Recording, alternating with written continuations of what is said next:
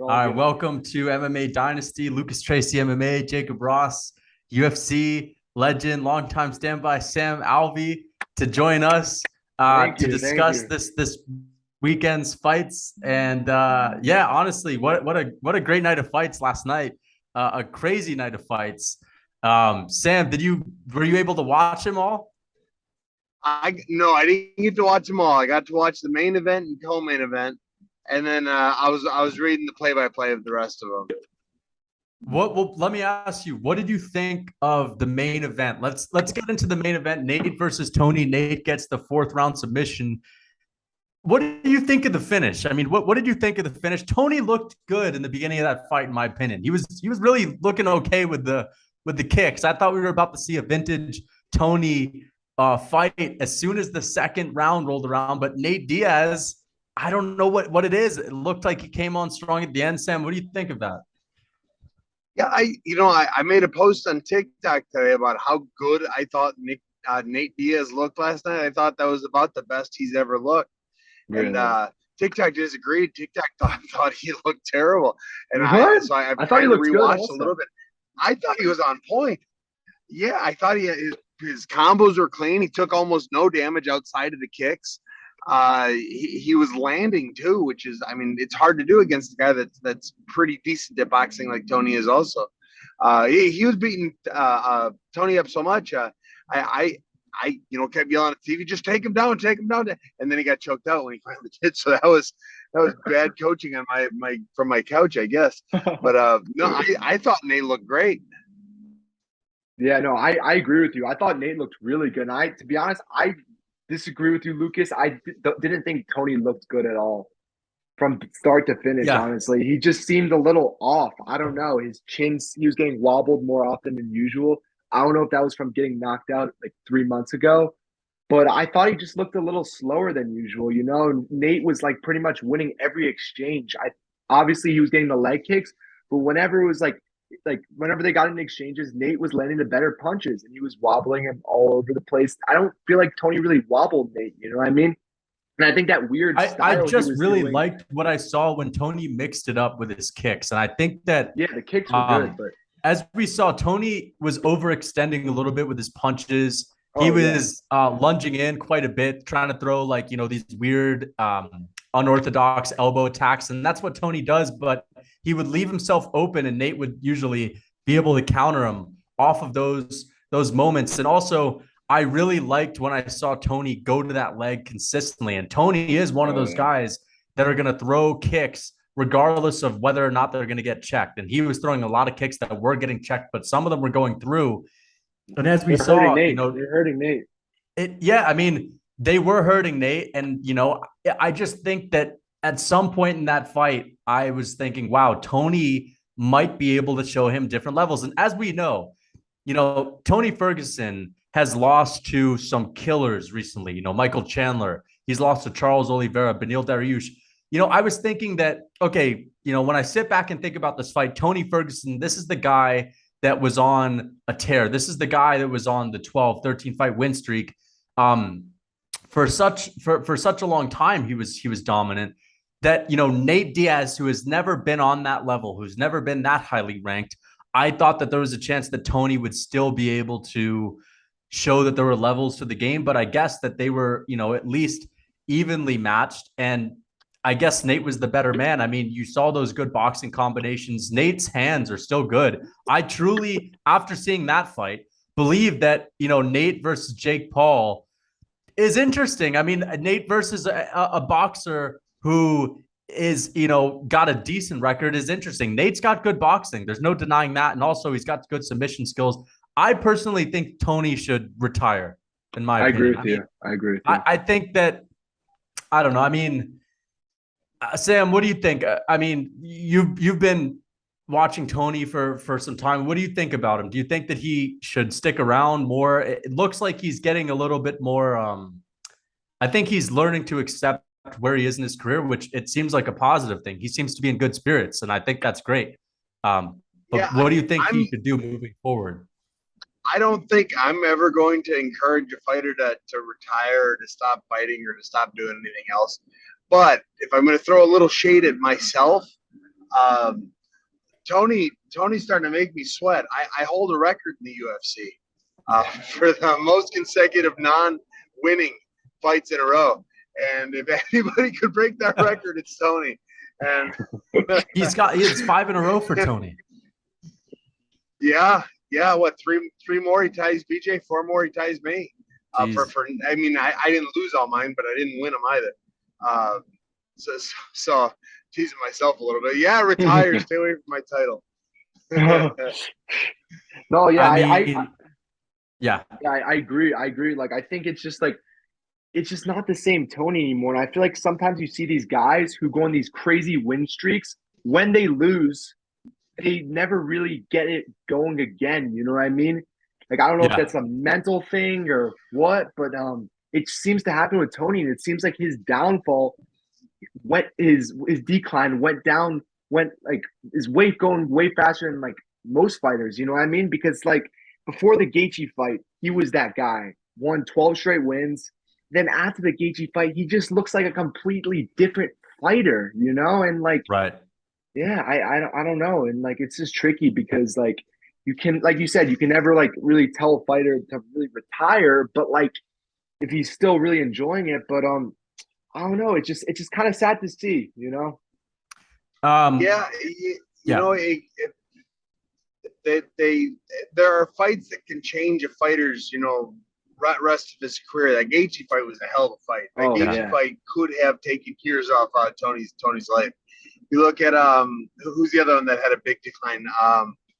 The 125 boxer that lost to the cheater that lost to Dillashaw. Cody Garbrandt. What's his name? Cody Garbrandt. Yeah, Garbrandt.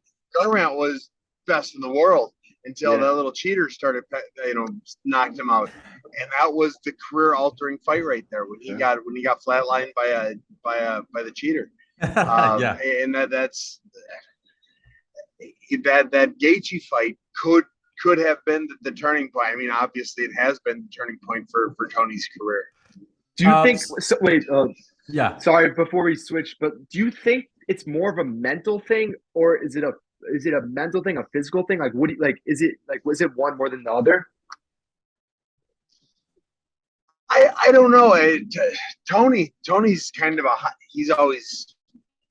he gets hit a lot too. He's kind of like Max Holloway style, gives more than he takes, and he's got those elbows too. So maybe a little bit of the physical side, maybe a little bit of the. But when you start losing, you typically you're trying to think how to say it.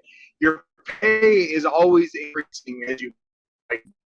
You're not much. It gets a little less motivating to get here, and I'm as good as I'm gonna get. You start making excuses. Maybe I'm not gonna win the title, but I can win. I can beat most guys. Maybe you train a little less hard. There's a lot of things that I've seen other fighters do, and maybe that's playing into it, and maybe not. Maybe he's just an old dog, and people have figured him out. That was, I mean, I guess Nate's an old dog too, and I can't quite explain that. It was a last minute turnaround for Tony as well as Nate, but. It could have a lot of little implications involved. So I want to bring this up. 2 things. Number one, you mentioned the cheater, TJ Dillashaw. Obviously, a lot of us know he's cheated. He's taken gear. He's taken EPO, which is a drug that helps you with your endurance, cardio, and all that. And anyway, I wanted to ask you. A lot of fans will sit back and say, this guy's on steroids. This guy's on steroids. And then you have the opposite spectrum where guys will say, listen, no one's on gear. It's tested. It's heavily tested. We saw a guy last night. His name is Jilton Almeida. He can't make heavyweight, but he's too big for light heavyweight. That is a guy in my mind that sparks the question of, is this guy natural? He's big, he's shredded, he's dense. Then you have guys like Kamaru Usman, Israel Adesanya, who gets accused of being on gear when they have, some gyno going on. I want to ask you, because you obviously have, more about, what fighters are doing behind the scenes.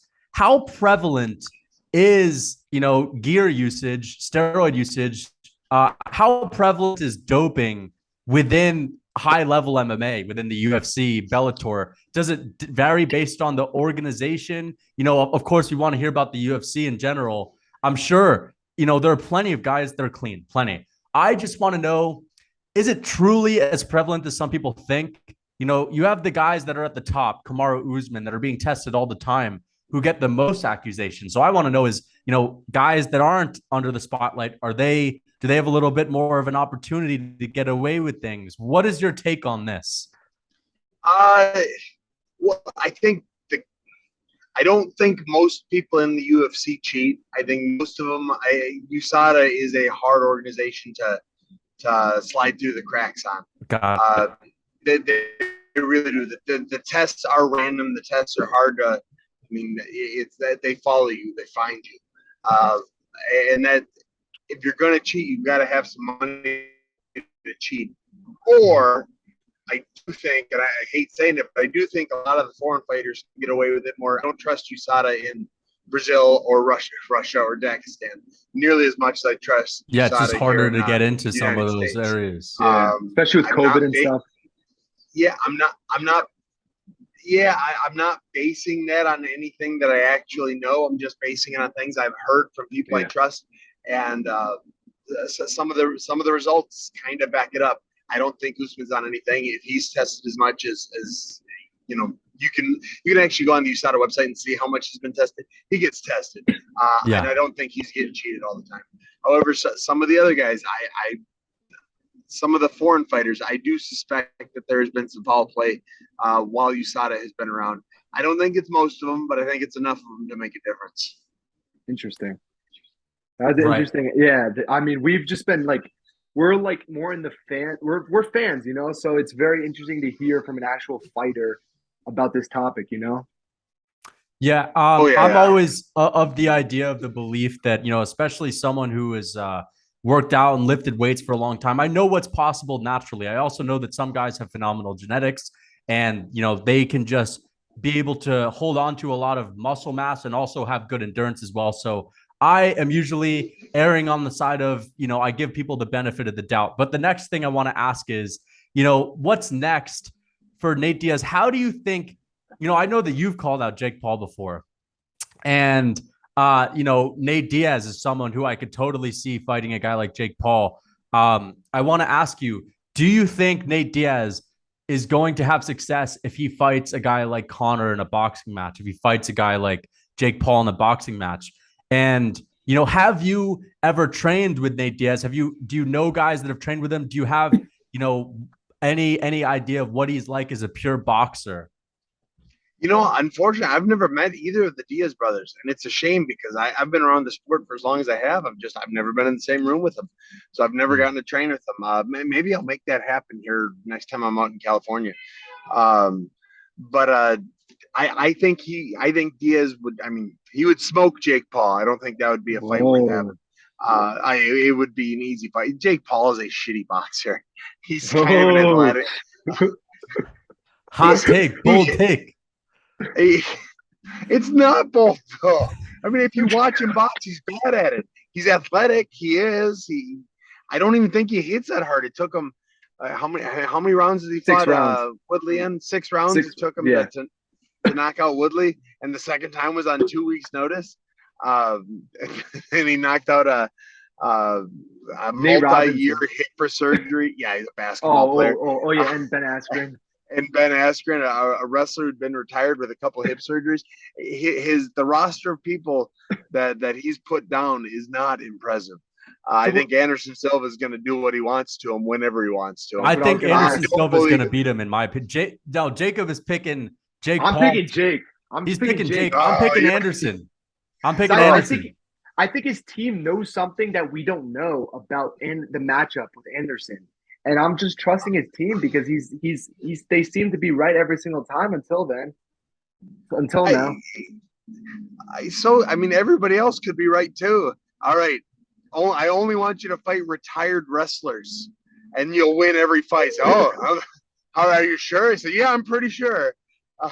But what's the reason for this matchup then? The reason why I think I'm picking Anderson is because, number one, people will say Anderson's old and all that, but he hasn't really showed any signs. And unless you're betting on the idea that on the day that they fight, Anderson for the first time in a boxing ring will just completely lose his durability, will completely lose his speed, his reaction time, all of that. I'm not willing to bet on that. So I'm assuming that Anderson is going to look like Anderson's looked recently in his recent boxing matches. And I don't think that Jake Paul is necessarily going to show Anderson something that he's never seen. And I just think that, when it gets to those later rounds, I just think Anderson has so much experience to rely on. And I think that experience is so important and so crucial. And he's been through so many fights. He's fought strikers. I mean, of course, he's fought in the UFC, but he's had plenty of striking matches, kickboxing fights, Muay Thai fights, boxing fights. And he just beat a guy that went to a decision with Canelo. I'm pretty sure he did. Chavez Jr. went to a decision with Canelo. For Anderson to dominate him, I mean, I gotta pick Anderson Silva. I'm gonna pick him by decision. I'll be surprised if Jake wins, but if he does get that KO, I mean, a puncher's. I think he's got skills with a couple of those shots. I think he's got a decent right hand. He's got a good right hand. He's got power. So, Sam, I wanted to ask you a question. And I don't think fighters really get these questions very often. This is a more practical question, and I'm someone who's really into fitness. Is someone like you who's trained throughout their whole career, who's prepared for 3 rounds, 5 rounds, whatever. I want to ask you about cardio. You'll see guys that gas out really quickly in their fights. Sometimes it's because of their nerves. Sometimes it's because they're carrying too much muscle and they get a lactic acid buildup and they slow down. Sometimes they empty the gas tank too quickly. I'm someone who loves endurance work, and I've always wanted to ask a fighter who's prepared for many fights, what is the best kind of cardio routine to implement in an MMA style of training to make sure that you have the best possible chance to, not gas out, to basically keep up a good pace for 3 or 5 rounds? There's this idea that, maybe you could go out and run 10 miles a day and just go crazy with running. Then there's the idea of, well, explosive work is better. Sprinting. What is, in your opinion, the best way to approach building up a good gas tank for an MMA fight where there might be scrambles and high pace with striking? What's your take on this? I want to know what you've done, what guys at your gym will do. What is the approach that you believe in is best for developing good cardio? Conditioning is one of my strongest suits. I've always thought I've had about the best conditioning in the UFC. I'd give Frankie Edgar, Michael Bisping, and Sean Strickland have better cardio than me, but I don't think, and maybe the Diaz brothers, maybe. I've always prided myself on I could go 5 rounds at a high pace if need be. I do think the what is necessary to have good cardio is you need to do a lot of rounds. It's more about breathing than having the lung capacity to do it. I don't think running helps your cardio all that much. As far as fighting is concerned, just because in running, and I run every day. I run 2 or 3 miles just about every day, in season or out of season. But that's more of a weight loss, a weight control kind of thing. As you're running, you get into a rhythm with your breathing, and you'll be fine. But I've seen some really good runners go into a jiu-jitsu match and gas immediately. As soon as you have somebody start wrestling you, moving you around, your breathing pattern gets knocked out of a rhythm, and you just start scrambling for air, trying to learn how to breathe.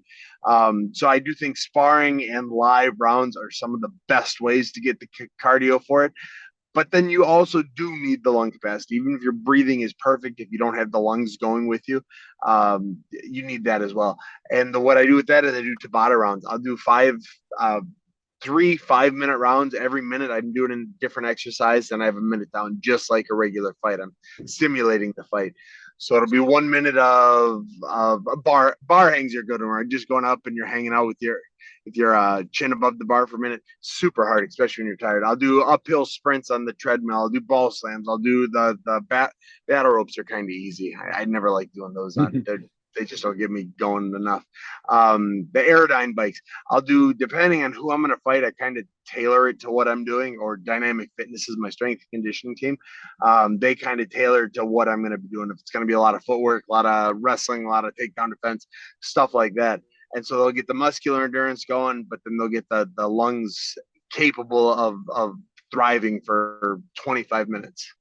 So you believe in heavily you believe in simulating the fight, trying to sort of mimic the pace of what a fight would be like, and it sounds like a lot of high intensity interval cardio to simulate those rounds. Okay, that's a really interesting Can I answer. ask you something? Oh wait, Lucas, were you gonna say No, something? no, no. Yeah, you go on.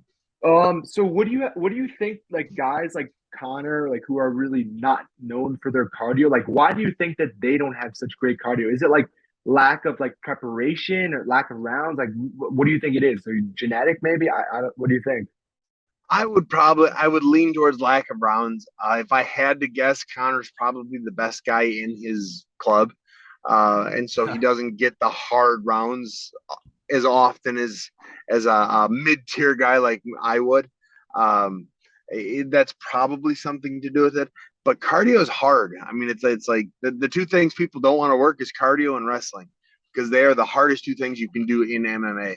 And to dedicate the time needed every week. I mean, I'll do conditioning usually about 3 times a week when I'm getting ready for a fight. The closer I get, and every conditioning, hard conditioning session is it's about an hour. It's 25 minutes long, or what, the 29 minutes long with the restaurants, and it's a hard 29. It's 29 minutes of hoping that I'm just counting down the minutes so it's over. And when I'm sure the guys that gas, Connor's a good example. It's because of that. Another guy that gasses is oh boy, that's fighting Anderson, Jake Paul. Dude isn't good for more than 2 rounds. The Jake Paul match. And honest to God, Love it, love it. Jake Paul's got more money than God. What does he need to condition for? So he probably does the fun parts of fighting, which is the sparring. And he doesn't do the hard gritty parts, which is the long sessions or the conditioning parts. Let me ask you something. one more question Lucas, about those. So as someone who loves fitness, I love working out. I want to know weight room stories. Like, what UFC fighters are known to be like the strongest guys in the training room? It may not have to be in the weight room, but in general, give me a couple guys that come to mind when you think of like these guys are just freaks when it comes to just pure strength. Well, Dan Henderson I mean, that's the easiest answer. He is a genetic freak. That man is 53 years old and he's the strongest guy in any room at any point. I mean, it is stupid what he can do. And he just turns it on, he Yeah. doesn't have a neck anymore. So everything it's, upper body turns. If that he can't drive a motorcycle. At least he shouldn't drive a motorcycle because he can't look left or right. Yeah. He's got his license and he drives every now and then, but it's funny watching him pull into the parking lot because you're trying to check your blind spots. So he is a genetic freak. Terry Sokaju, he's another one that was just a freak with everything. He was. I've always been real good at defending Kimuras. I can take most Kimura attempts on me and turn it into an offense of my own. Sokaju, he just grabs it and I'm locked in and stuff. He just pops it out and just about, I mean, he has almost torn my arm off more than once. So he's another guy. And then along the Dan Henderson lines, any Division I wrestler is stronger than anybody else. It's just they just are. I can only imagine how strong Usman actually is from the amount of wrestling he's done. Yeah. Can I ask you something? Speaking of wrestling, Khamzat Chimaev, what are your thoughts on him? On his performance. I thought he was going to. General. Yeah, I thought there was a chance he could lose last night, but I wouldn't have bet on it. I would have bet on him winning. I thought he was going to lose to Burns. When he beat Burns, that fight made me a believer in him being, one of the better fighters in the world. I think he's. I can't explain the 7.5 pound weight miss. I don't know what's up with that. Maybe he's not mentally strong with it. I don't know what's up with that. But he's the real deal. I don't know if he'll ever be the champion, but maybe. I don't think he'd beat Usman, but I think he'd beat Leon. Damn. Yeah. Okay. I personally have never seen someone that has had, and I've seen guys who are phenomenal wrestlers. We've seen guys like, Usman, Covington, Habib phenomenal wrestlers. We've seen guys who are phenomenal wrestlers with amazing jiu-jitsu, like Khabib, but I've never seen someone who's this dominant with wrestling, who also has the high level jiu-jitsu submission game to complement it, and just to use that to get these easy first round finishes. I mean, I can't think of another guy who's been able to dismantle people so quickly with his grappling. And I understand when he stepped up to fight Gilbert Burns, who, is just a monster, he had issues. And I think that a lot of that was also due to the fact that Khamzat, he was green. He's not mature in every aspects of the fight game. He was up against a guy who's had all the experience in the world. But in a way, for me, Khamzat seems like he's kind of like a Mike Tyson version of a grappler. Like you're kind of waiting for him to just take you down and just get you out of there. That's how I feel when I watch Khamzat. I also believe that he's, at welterweight at least, probably one of the, if not the biggest welterweight on the planet. I mean, when he does make weight, Li Jingliang is a big welterweight from what I've heard. And Khamzat, just to be able to pick him up, and Kevin Holland, not a small guy. I mean, I think Kevin Holland was probably a similar size to what he was weighing when he fought Vettori and Brunson.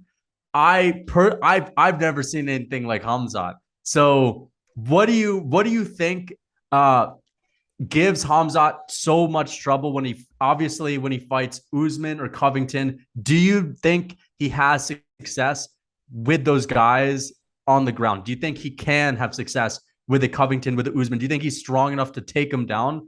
Do you think he's, maybe, because we haven't seen him go 5 rounds. We've never seen him go 4 rounds. He went 5 rounds against Burns.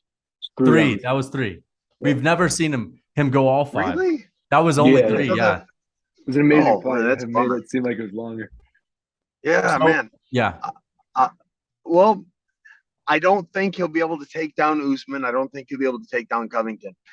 Covington particularly, I think, will light him up with the hands. Covington has real solid boxing. I think his striking is underrated. I do too. He's even gotten, his kicks aren't pretty, but they're there, and he's willing to throw them. Just keep you aware of them. Covington, despite what the UFC says, Covington was the first person to take down Usman. Agree. Agree with that. Yeah, his ass hit the ground. Usman's ass hit the ground. That's a takedown. For sure. That's a takedown. Daniel Cormier even said it. He did. The Olympian. Yeah, and I'm upset with the UFC for not giving Covington that. But I don't think Khamzat would be able to take down Covington. I think Covington beats Khamzat for that reason. And then Covington has an incredible pace, too. Khamzat, I guess if I was thinking it was 5 rounds against Burns, but if it was 3 rounds, he slowed down round 3. It was a hard 3 rounds, but he slowed down. I've never really seen Covington slow down over 5-round fights. Usman's kind of the same way. Usman has more power than Covington, so there's always that threat. And his grappling is on par, if not better than Covington's. So I don't know that Khamzat will be able to take either of them down. Although I do think he'd be able to get Leon down. I think Leon would be able to land some bigger shots, but I think he'd eventually get taken down and smothered.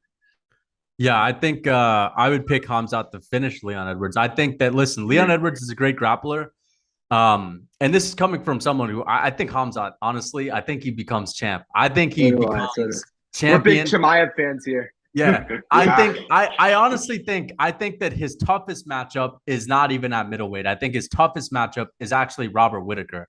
And this is what I've said in the past. However, I think his toughest matchup at middleweight is Kamaru Usman, Colby Covington. That's obvious. I think those guys are tough.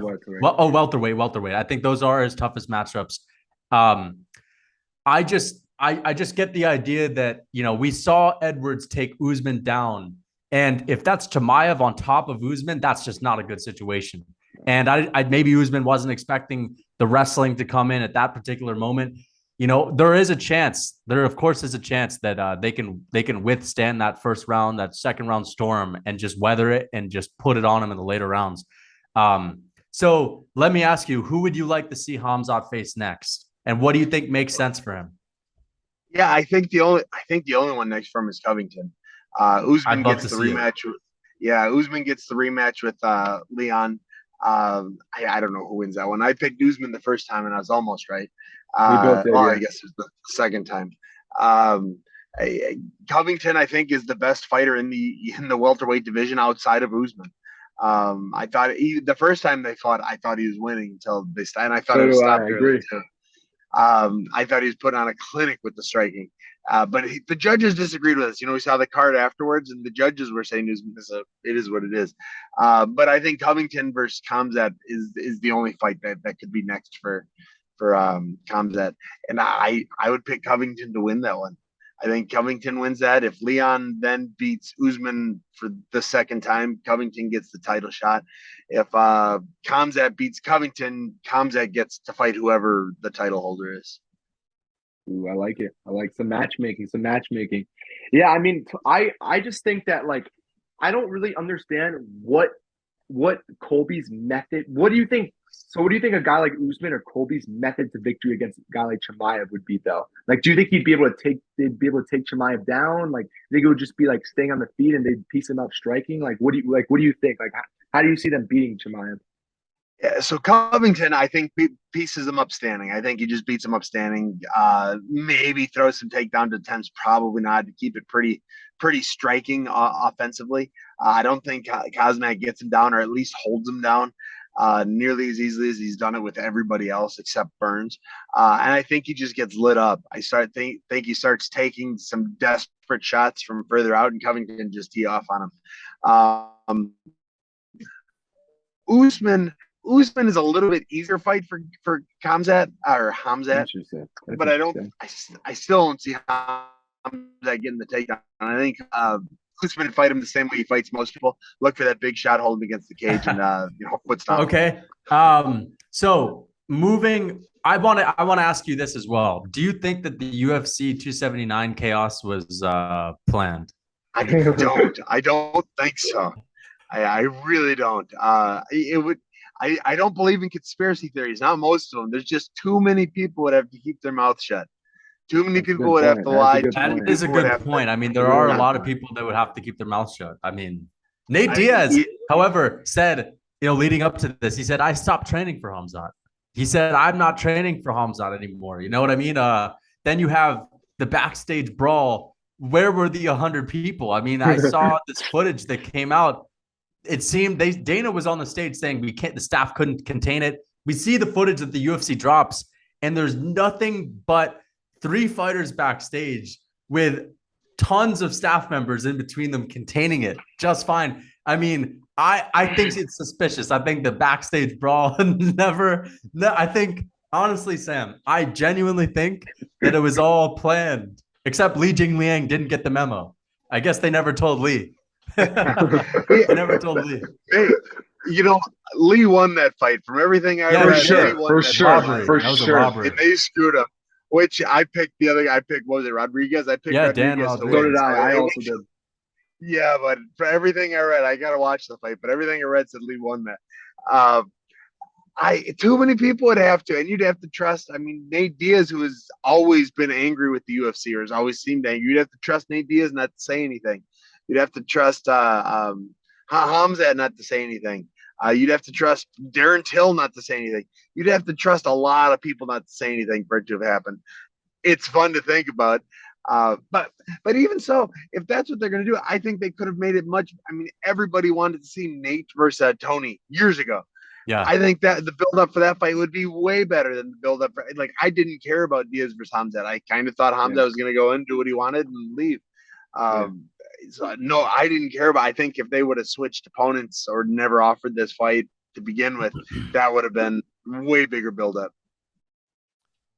Another question, back to Khamzat's weight cut, again, when it comes to cutting weight, what is your, worst weight cutting experience? So I've got 3 ones. My last one was terrible. My last one was bad. I stopped losing weight at like 3 pounds, and I had an hour and a half to go, and I did it. This last one I cut 17 pounds in 24 hours. This last cut was for me. How do you go about doing that? What is your method? Let's say you're a day out. What do you do? Yeah, so let's say 24 hours, I went to the UFC PI, spent 2 hours cutting weight that morning. I lost, it was about 7 pounds, 8 pounds, somewhere in there. I was just under 10 pounds over my weight that morning. I went home. I relaxed the rest of the day. I just sat and did as little as possible, watched TV, did almost nothing. That night, I cut everything I could. I cut 6 or 7 more pounds. So going into the next morning, I was only going to have 2 or 3 pounds to go. Next morning, got up, took the bath, got in the UFC gave us these heated sleeping bags that we can cut weight in. I went in the heated sleeping bag and I was just dry as a bone. I was not sweating. It was like, oh shit. So we went and checked and I was still 2 or 3 pounds out. I did another bath, did everything I could. I was just not losing weight. My brain more or less shut down in this lesson. So, guys, I'm not making it. It's not happening. My coaches wouldn't hear it. My coaches, I was ready to fire them all right then. Shut the fuck, just let me be a baby. But they put me back in the bath. I was working with John Poppy. He's part of Lockhart and Leith's team, helping me cut weight as well. My wife is always there doing everything she can to help with that.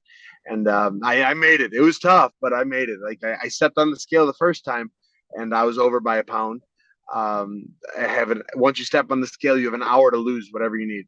And so they shipped me off to the PI, and I sat in the sauna there 45 minutes. It's the longest sauna stay I've ever done. I spent 45 minutes in the sauna, just pissed off at life. But I stepped on the scale and I made it. And so I didn't miss weight. The hardest one I ever did was I fought in Poland, and it was 42 pounds in 10 days is what I needed to cut. That was. Yeah. I said yeah, it was a last minute fight. I should have said no, but in my head, I can beat anyone. I can do anything, and that was a bad one. The ultimate. I missed weight. It's over 80 fights. It's the only fight I've ever missed weight. I missed by about 1.5 pounds. Ooh, yeah, it killed me. And then the first really truly hard one I ever had was on the Ultimate Fighter when I had to make 170. I didn't know what I was doing. I've never been 170 before, and I had to do it. It was 11 pounds in the last day, and I did it by myself, and I didn't know what was happening. That one sucked. That one I made it to the weigh-ins. I was still over, so I had to put on my rubbers, and I had to run outside until I lost the weight. So I ran outside in the Las Vegas summer to make weight for the Ultimate Fighter. So I've had in the no weight cut is easy. But those are just my 3 hardest ones. Khamzat by missing by 8.5 pounds. That's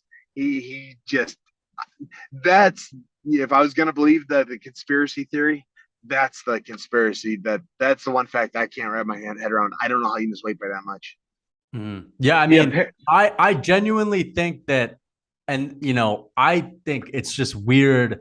Khamzat Chimaev, the biggest night of his life, the first time he's ever in the main event of a pay-per-view. He's seen the night before eating and drinking. Again, just a massive opportunity for him. He's never missed weight. I don't think that he really missed weight. I think the UFC, I think Khamzat agreed to this whole debacle.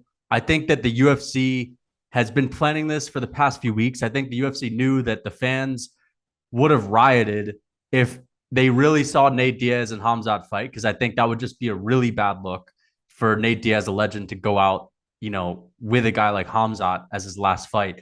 Because I think most people were probably picking that to be even just as dominant, if not more dominant, as the fight we saw with Kevin Holland.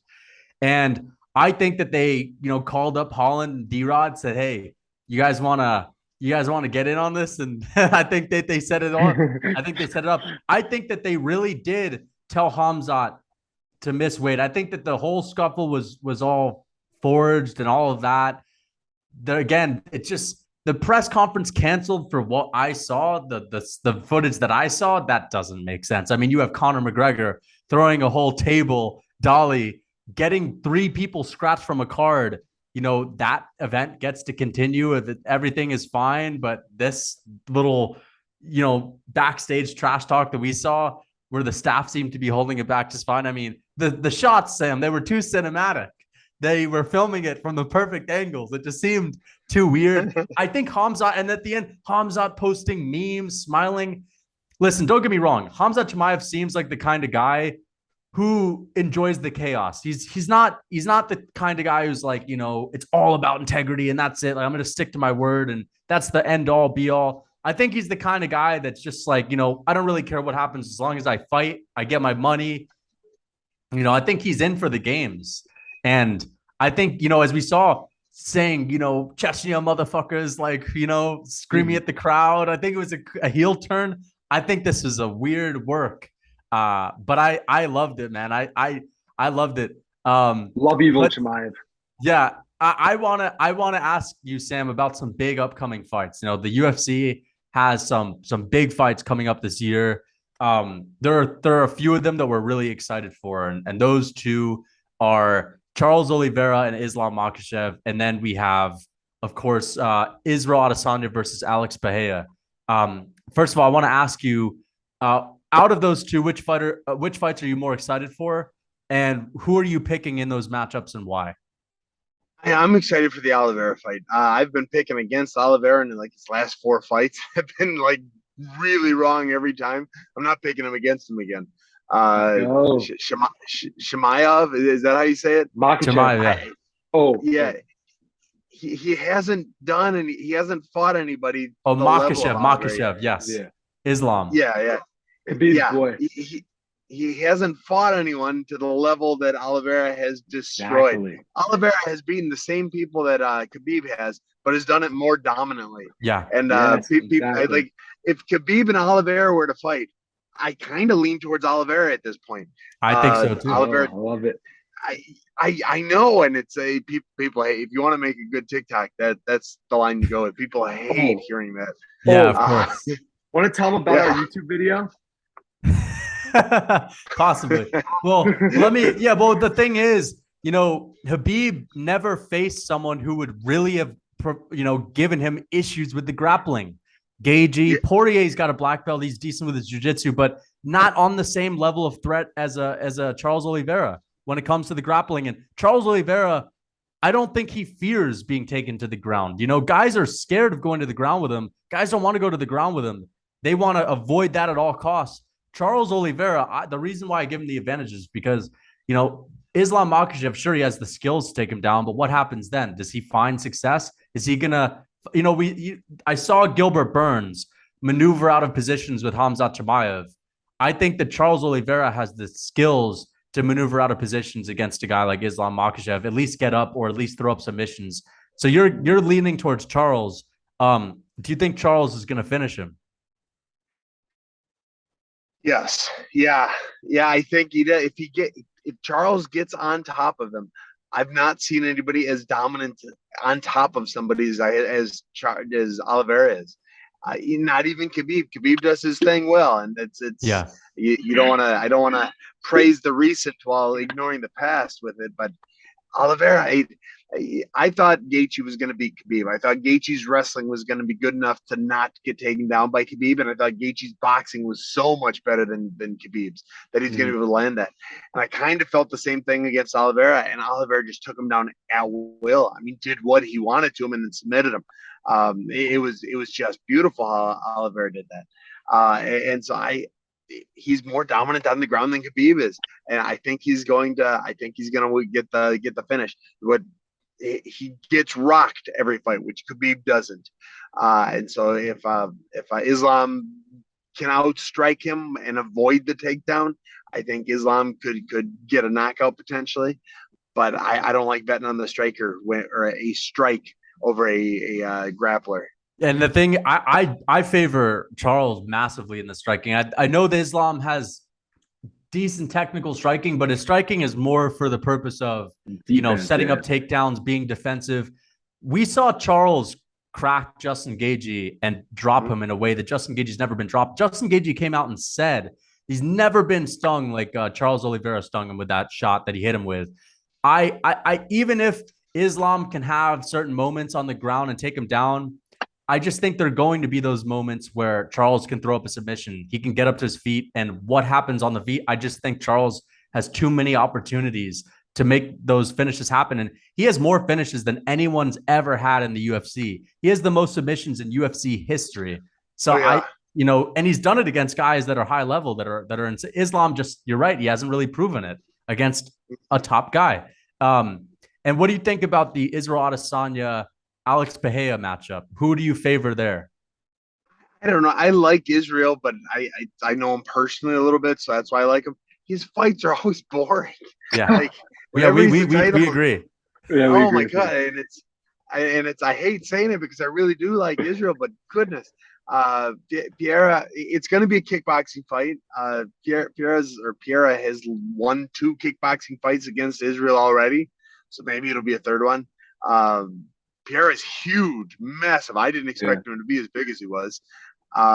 Israel's good. I think it'll be a kickboxing fight, and I definitely I'm not putting any money on the fight. I don't know who's going to win it. I don't know. It's going to be a kickboxing fight, and Pierre has won twice already. Pereira's got that nuclear left hand. That should be left illegal. hook. Should be illegal. He has amazing power in that left hook. I agree. I mean, I fell asleep watching Adesanya Cannonier, and I fell asleep watching Adesanya Marvin Vettori too in the 4th round. I felt and I love fights. I love watching fights. I've genuinely fell asleep watching Adesanya fight twice. And Romero. Romero too. And the only reason why I didn't fall asleep there is because, Romero is explosive. He could make it something happen in a weird way. Adesanya on the come up was something to see. But again, since he's gotten that title, and I don't blame him. I mean, listen, if I was in his position, I might make the fights twice as boring so I can, but he's, listen, he's doing what he needs to do to win, but still it's hard to watch. And I prefer watching a guy like Robert Whittaker because Whittaker's dominant. He's high level. He's got amazing striking, great wrestling too, but he's beating these guys that Adesanya is beating in more impressive fashion. He's taking it to them. I mean, I've never seen someone beat Vettori in the way that Whittaker beat him. I've never seen someone. Kelvin Gastelum's a good fighter. Whittaker just outclassed him in a way that I've never seen someone make Kelvin Gastelum look how Whittaker made him look. And I personally had Whittaker beat Adesanya in the rematch. I had him winning that fight.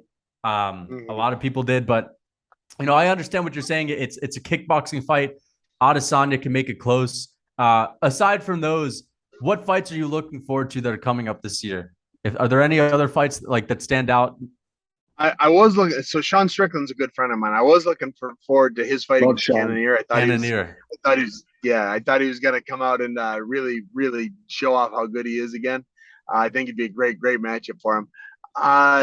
So the Oliveira fight's really on the top of my list. See if he's as good as he's convinced me he is, or if he just has too many fights now and somebody's going to figure him out. Okay, well, another question. Most entertaining fighters to watch in your mind that are active in the UFC? I love Nagano fights. Francis. He's just got that knockout at any moment. A knockout could happen from any position. He could flatline somebody. So it's kind of the Romero, thing. Yeah. Where it just could be amazing. I love watching my friends fight. Sean Strickland's a good one. Ashley Yoder's a good friend of mine. Love watching her fight. Whittaker is one of the more exciting. I mean, he's never in a bad fight. Even the Adesanya fights, they were Adesanya's best fights because of Whittaker. So Whittaker's not in a bad fight. So anytime he's in, I'm tuning in. And the last thing that I wanted to ask you is, what are your plans for the future? Do you think that you are ever going to get into a different kind of competitive setting in martial arts, maybe boxing, grappling matches? What are your plans for the future? Yes. I'm going to do it all. I've done every martial art that there is, and I've won most of them.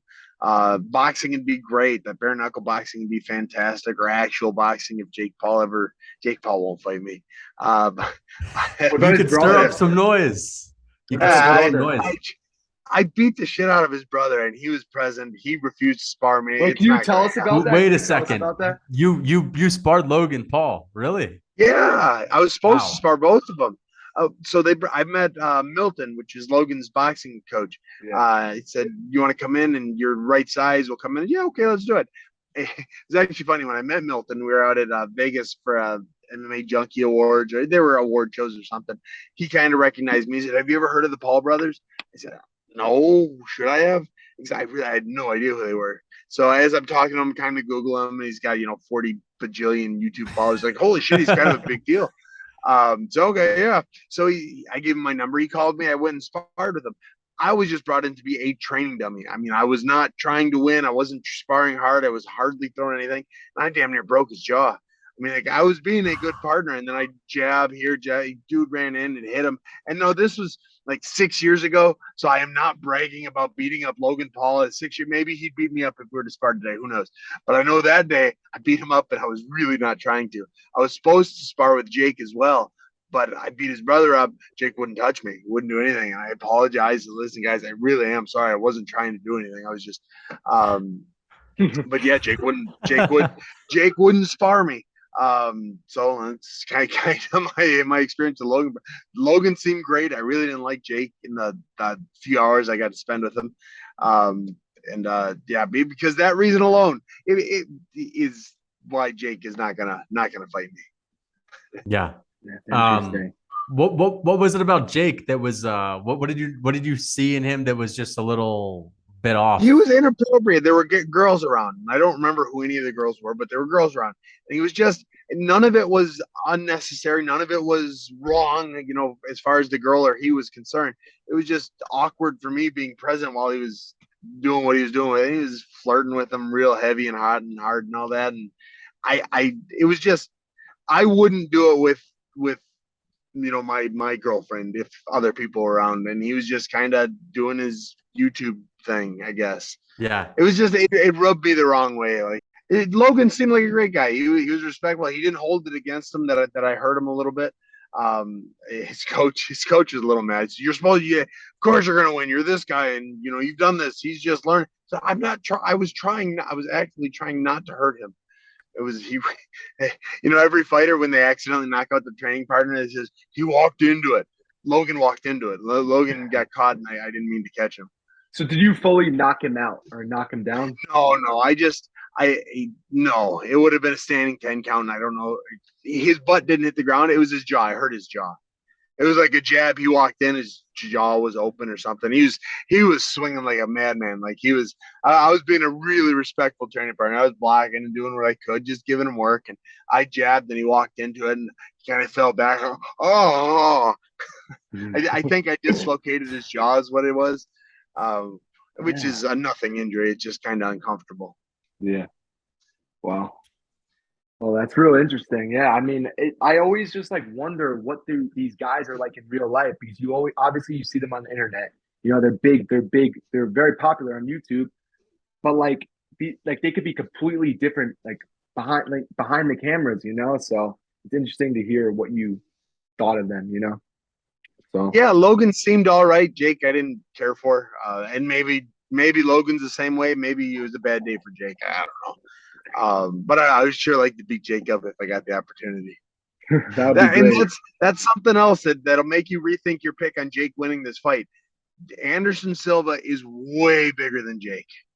And let's hear about Jake's size, because people are saying he lies about his height or something. Like how tall are the Paul brothers? 6 foot maybe. Logan's probably 6'2", 6'3". Jake is 6 foot, maybe. Okay, but what? And Anderson? What about Anderson? He's 6'3". Anderson 6'2", 6'3", so somewhere in there. Anderson's significantly bigger than Jake was 6 years ago. But let me ask you something. What happens if Jake does beat Anderson Silva? If he does defy all the odds and beats and finishes Anderson Silva, what are your thoughts from if he does that? I'm gonna have to rethink some stuff in life if he finds a way to beat Anderson Silva. I couldn't imagine it happening. I really couldn't. I thought Woodley was gonna win the first time, and I was wrong. And it was an okay fight. And I thought, Woodley he's a wrestler, but he has punched before, and it's the first time he's fighting someone who's punched. And I thought Woodley was gonna win, and he lost the decision, and it was what it was. I don't see a way in which he beats Anderson. Anderson is one of the most elite strikers in the history of the world. Even at 47, he is still better than most people will ever be. Anderson at 47 would beat most, most, if not all, UFC fighters out of the top 10. I agree with that. Anderson is that good a fighter. And that's, here's what I think about this fight. Again, it's like he's going from fighting a wrestler with a right hand who relied heavily on his explosiveness, his athleticism. Woodley was older. He's a little bit on the decline. Wasn't, the fastest he's ever been, okay? And Anderson is, through and through purebred striker. I mean, this is what he does. He is at heart a striker. And I just think there's a big difference in the, skill set of an Anderson Silva versus a Tyron Woodley. And, it's not like Jake Paul was just killing Tyron Woodley in those fights, even when he knocked him out. I mean, sure, he set up a beautiful shot, but I think Anderson just is going to be too much. But yeah. Why do you think they booked the fight then? If they think that there's not a real chance that Jake could win. I think they're taking it's a risk, but if he wins, look how good he looks. And also, if he wins, I think it's time for him to maybe fight some high level boxers, because Anderson, he's a good boxer, and for an MMA guy, he's a great boxer. So I think if he does win, I think that's a sign that it's time for him to really step up in his own sport. And if he loses, he lost to one of the greatest strikers ever. You can that's walk another out of the reason ring. I took that fight. Yeah, or get carried out of the ring with his head held high. Yeah, I think the thing about Jake Paul, I think it's a hype train. I think personally, when he loses, the hype is done. That's what I think. It's unfortunate how boxing works. With they are so they are so obsessed with the zero. At the end, which I don't care about. MMA people don't care about. But I feel like in terms of boxing, and especially because of the hype Jake Paul has, I think if he gets a loss, I think the hype is done. So I guess we may be seeing the end of the Jake Paul hype in October. Now, I kind of feel like the hype is gone now, and he hasn't lost yet. Yeah, we were saying that. Yeah. Who cared about him fighting Fury? Nobody. Who cared about him fighting the Rashid guy? Nobody. Rahman Jr. Nobody cared about it. So I think the hype is off him already. And this is the last ditch effort to try and rehype something. I think that's a good take. Maybe. Yeah, that's a really good take. Yeah, no, I agree. I think that a few weeks ago, what gave Jake Paul so much hype is the idea that he was some YouTuber with hardly any boxing skills, and he's going to fight these pro fighters. But we know he's been putting in his work. So then it's okay, well, now it's just a guy with okay boxing who's fighting. Why are we tuning in to watch some guy who's just okay? I don't know. Anyway, Sam Alvey, I want to thank you for coming on to thank you so much, Sam. Any shout outs, by the way? The time. Anything you want to plug or anything? Anything you want to plug? Anyone you want to shout out? Yeah, just follow me on my TikTok, my Twitter, my Instagram, my YouTube is the important one. YouTube, I'm almost ready to make money with YouTube. I got to get a few hundred more followers, but then I'm there. It's at Smiling Sam on everything. Yeah. Please do. Yeah. And I love TikTok. I have so much fun with TikTok. So follow me there too, and you'll enjoy the ride with me. For sure. Thank you so much, Sam. Hope to talk to you soon. Absolutely, my friends. And good luck with your future plans. Yeah, I appreciate it. Thank you, guys. Thank you. All right.